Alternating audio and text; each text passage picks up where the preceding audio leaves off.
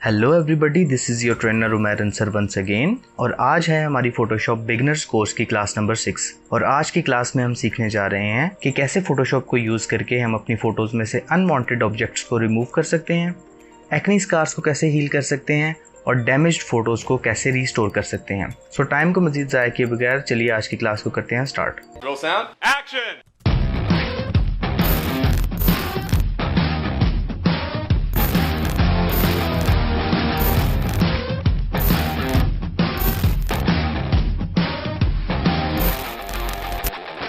Welcome back जी। तो अब हम आ चुके हैं अपनी फोटोशॉप की स्क्रीन पे और आज की क्लास में हम जिन टूल्स को एक्सप्लोर करने जा रहे हैं वो टूल्स हैं healing brush tool, spot healing brush tool, patch tool, content aware move tool और रेड आई टूल। हम इन टूल्स को इसी तरतीब में सीखेंगे। सबसे पहले है हमारे पास हीलिंग ब्रश टूल। ये टूल क्या करता है, इसके आप नाम को देखेंगे ना तो इसके नाम में है हीलिंग ब्रश टूल, मतलब ये हील करने का काम करता है। अब ये किसको हील करता है? आपके डैमेज्ड पिक्सेल्स को। फॉर एग्जांपल मैं अपनी इस इमेज पर आता हूँ, ये टूल को सिलेक्ट करके एक क्लिक करता हूँ तो फोटोशॉप मुझे एक एरर दे रहा है कि alt click to define a source point to be used to repair the image. कि आप ऑल्ट से क्लिक करें एक सोर्स पॉइंट डिफाइन करने के लिए जिससे मैंने इन पिक्सेल्स को रिप्लेस करवाना है। ये टूल किस तरह काम करता है इसके लिए मैं यहाँ से इसको जूम कर रहा हूँ। मैं ऑल्ट प्रेस करता हूँ तो ये देखिए मेरा कर्सर चेंज हो गया है। ये पॉइंट सैंपल पिकर की है ना आइकन में। मैं यहाँ से ये सैंपल पॉइंट सेलेक्ट करता हूँ क्लिक करके और यहाँ पर आके अपने ब्रश से पेंट करता हूँ। सो अब फोटोशॉप ने क्या किया है, फोटोशॉप ने इस जगह के टेक्सचर को यहाँ पर पेस्ट कर दिया है, लेकिन जो कलर था फोटोशॉप ने इसी के आसपास के कलर को इस जगह से रिप्लेस करवाया है। ठीक है, मैं एक बार दोबारा आपको करके दिखाता हूँ।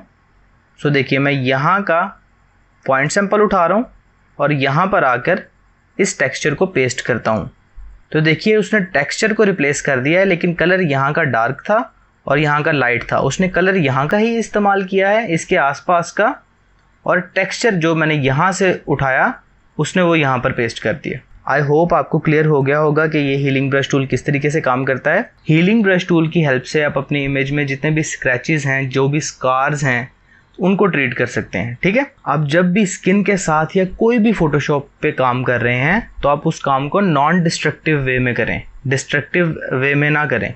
अब जैसे मैंने इस इमेज के ऊपर काम किया, मैंने इस स्पॉट को हील किया और यहाँ से कुछ स्पॉट्स को हील किया तो मैंने इसी लेयर के ऊपर उसको मर्ज कर दिया। अब मेरे पास कोई ऑप्शन नहीं है वापस जाने की सिवाय कंट्रोल Z के। तो आप कोशिश कीजिए कि आप यहाँ पर एक न्यू लेयर क्रिएट कर लें और यहाँ से आपका सैंपल ऑल लेयर सेलेक्ट हो या करंट एंड बिलो सेलेक्ट होना चाहिए। ये क्या है, ये आपको कह रहा है सबसे पहले कि करंट लेयर, कि मैंने जो सैंपल उठाना है ऑल्ट से जब आप क्लिक करोगे तो जिस लेयर पे मैं मौजूदा हूँ उसी लेयर से सैंपल उठाऊँ। फॉर एग्जाम्पल मैं इस लेयर पर हूँ और यहाँ से मेरा सिलेक्टेड है करंट लेयर। अब जब मैं सैंपल उठाऊँगा तो इस लेयर पे कुछ भी नहीं है तो उसने कोई सैंपल नहीं उठाया हुआ।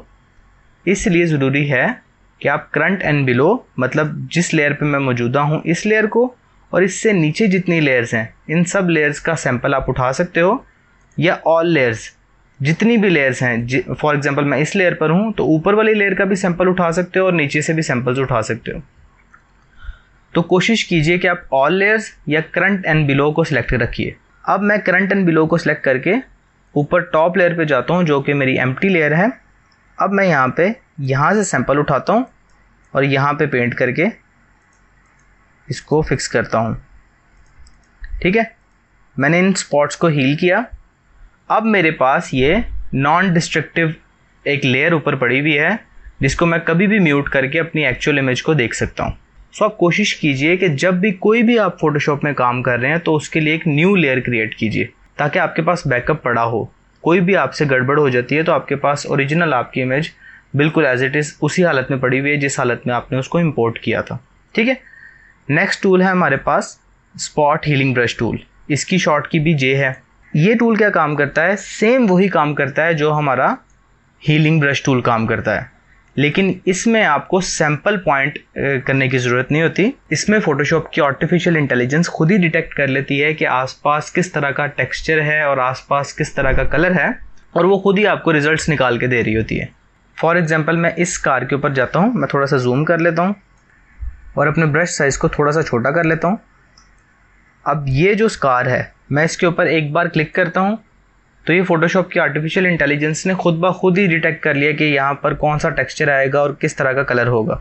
मैं आपको रेकमेंड नहीं करूँगा कि आप ये स्पॉट हीलिंग ब्रश टूल इस्तेमाल करें। उसकी रीज़न ये है कि ये समटाइम्स ना कुछ गड़बड़ भी कर जाता है। फोटोशॉप की आर्टिफिशियल इंटेलिजेंस जितनी मर्जी इंटेलिजेंट हो जाए, लेकिन ये हमारे ब्रेन से ज़्यादा इंटेलिजेंट नहीं हो सकती। आप बिल्कुल इस टूल को इस्तेमाल कर सकते हैं, लेकिन उस सूरत में जब आपने एक छोटे से एरिया को फिक्स करना है।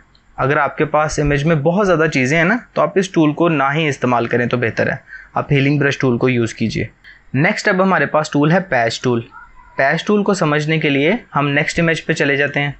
पैच टूल भी इसी फैमिली का मेंबर है और ये सेम यही काम करता है कि टेक्सचर को रिप्लेस करवा देगा और कलर उसी जगह के आसपास का फिल कर देगा। फॉर एग्जांपल, मैं पैच टूल सेलेक्ट करता हूँ और इस डॉग को इस तरह से फ्री हैंड सेलेक्ट कर लेता हूँ। ठीक है, अब मैं अपनी सिलेक्शन को यहाँ सेंटर से पकड़ के यहाँ पर ला के छोड़ता हूँ। तो देखिए, यहाँ का कलर कुछ और है और यहाँ का कलर कुछ और है। ठीक है, और मैंने यहाँ पर इसको छोड़ दिया तो उसने टेक्सचर को रिप्लेस करवा दिया, लेकिन कलर आसपास का ही यूज़ किया। सो इस टूल को यूज़ करने का तरीकाकार ये है कि आप इस टूल से अपने ऑब्जेक्ट को सिलेक्ट कीजिए। जो अनवांटेड ऑब्जेक्ट है आपका, उसको सिलेक्ट करने के बाद आप उसके आसपास के किसी इलाके में जाके अपनी सिलेक्शन को छोड़ दीजिए।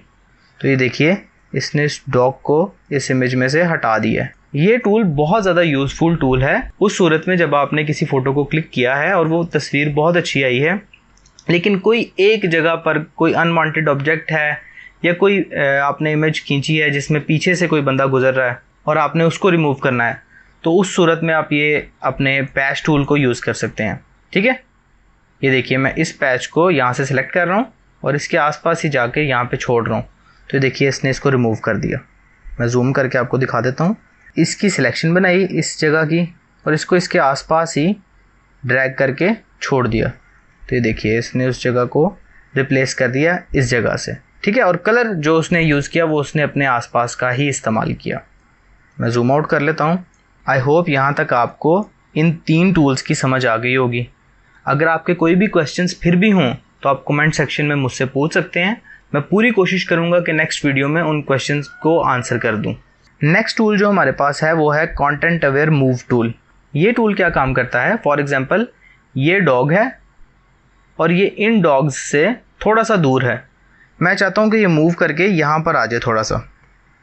तो इस सूरत में मैं थोड़ा सा जूम कर लेता हूँ और कंटेंट अवेयर मूव टूल से एक रफ सिलेक्शन बना लेता हूँ इसके आसपास, फ्री हैंड ही। ठीक है, मैंने एक सिलेक्शन बना ली।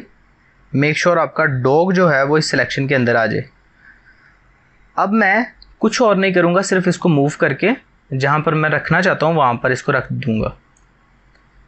ठीक है, अब ये देखिए, आपके पास एक बॉक्स आ गया है सिलेक्शन का।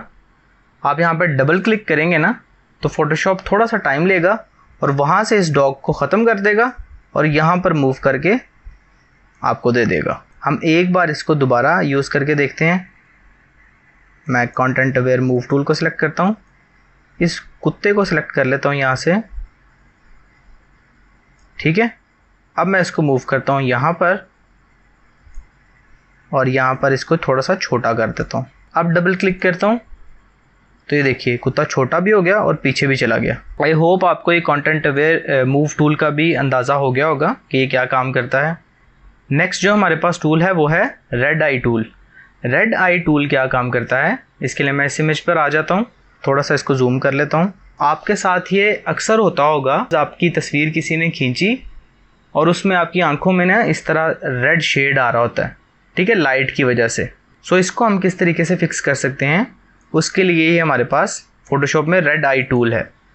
मैं इसको थोड़ा सा जूम करता हूँ। रेड आई टूल की हेल्प से इतने पार्ट को सिलेक्ट कर लेता हूँ जहाँ पे ये रेड आई हुई हुई है। तो ये फोटोशॉप ने खुद ब खुद ही अपनी ये रेड आई को फिक्स कर दिया। आप देखिए, यहाँ पे मेरे पास कोई और लेयर नहीं है जहाँ पे मैंने रेड कलर किया हुआ है। ये रेड आई इस इमेज में हुई हुई थी। मैंने रेड आई टूल की हेल्प से इसको सिलेक्ट किया और छोड़ दिया। फोटोशॉप ने खुद ब खुद ही इस इमेज को फिक्स कर दिया और उसकी आइज़ का जो रियल कलर था वो हमारे सामने ले आया। अब ये हमारे सब टूल्स कवर हो चुके हैं। ठीक है, इन टूल्स की हेल्प से आप इस तरह की जो ये पुरानी आपकी तस्वीरें होती हैं या जो डिस्ट्रॉय हो चुकी होती हैं, बर्बाद हो गई होती हैं तस्वीरें, जिनके ऊपर इस तरह से बहुत ज़्यादा ना रिंकल्स आ चुके होते हैं या फट गई होती हैं तस्वीरें कुछ पॉइंट्स से, आप इन टूल्स की हेल्प से उन तस्वीरों को रिकवर कर सकते हैं या रिस्टोर करवा सकते हैं। फॉर एग्ज़ाम्पल मैं यहाँ से अपना spot healing brush tool select करता हूँ, इसके इस रिंकल के ऊपर जाके पेंट कर देता हूँ, तो ये देखिए इसने खुद ब खुद ही उस रिंकल को ख़त्म कर दिया इस इमेज में से। ठीक है, समटाइम्स आपका ये spot healing brush tool work नहीं करेगा, उस सूरत में आप यहाँ पर हीलिंग ब्रश टूल को शामिल कर सकते हैं और पॉइंट सैंपल लेके ब्रश को थोड़ा सा छोटा करवा के पॉइंट सैंपल पे अपनी इमेज को फिक्स कर सकते हैं। इसकी स्किन के ऊपर मैं थोड़ा सा जूम कर लेता हूँ और ये अपने हीलिंग ब्रश टूल की हेल्प से ऑल्ट से सैंपल उठाता हूँ और ये देखिए मैं वापस से इसी इमेज के ऊपर काम करना स्टार्ट कर दिया है मैंने। आप कोशिश कीजिए कि कभी भी किसी भी इमेज पे काम करें तो एक न्यू लेयर क्रिएट कर लें और नॉन डिस्ट्रक्टिव वे में काम करें ताकि आपके पास बैकअप रहे। आप इसी तरह बालों में भी जाके इनको फिक्स कर सकते हैं। सैंपल आपने उसके आसपास का उठाना है और पेंट कर देना है। मेक श्योर आप बहुत ज़्यादा बड़े इलाके को एक ही साथ या ब्रश को बहुत ज़्यादा बड़ा करके चीज़ों को फिक्स करने की कोशिश ना करें, वो आपका इस तरह मैस हो जाएगा। कोशिश कीजिए कि आपका ब्रश छोटा ही रहे और आप जूम इन करके बहुत ज़्यादा फिर अपने इमेज को फिक्स करने की कोशिश कीजिए। ये अब आइज़ के पास बहुत ज़्यादा ट्रिकी एरिया होता है, तो यहाँ पर जूम इन करके अच्छी तरह से अपने ब्रश को छोटा रखिए और फिर पॉइंट सैंपल नज़दीक से करके इसको फिक्स करने की कोशिश कीजिए।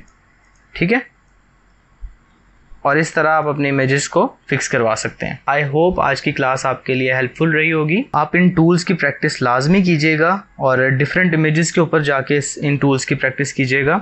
नेक्स्ट आने वाली कुछ क्लासेस के अंदर हम अपने टूल्स को ही एक्सप्लोर करेंगे जो हमारे मेजर टूल्स हैं। मैं कोशिश करूँगा कि हर एक क्लास में एक टूल और उसकी फैमिली से आपको इंट्रोड्यूस करवा दूँ। ये 1-2 क्लासेस हमारी चलेंगी टूल्स के ऊपर, उसके बाद हम कलर्स की तरफ चले जाएंगे।